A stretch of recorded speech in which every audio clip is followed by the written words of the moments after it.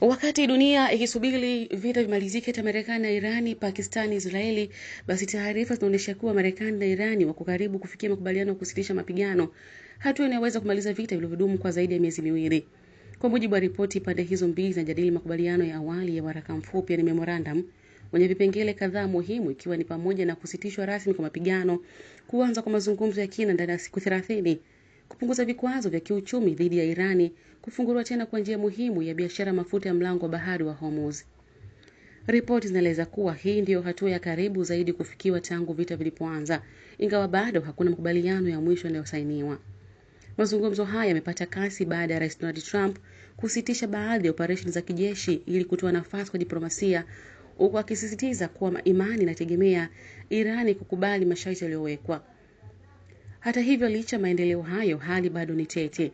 Baadhi ya vikwazo na masharti muhimu bado yanajadiliwa, na pande zote zimeweka wazi kuwa zinaweza kurejea kwenye hatua kali iwapo mazungumzo yatashindikana. Mimi ni Sambaby na hii 69 Media Pro.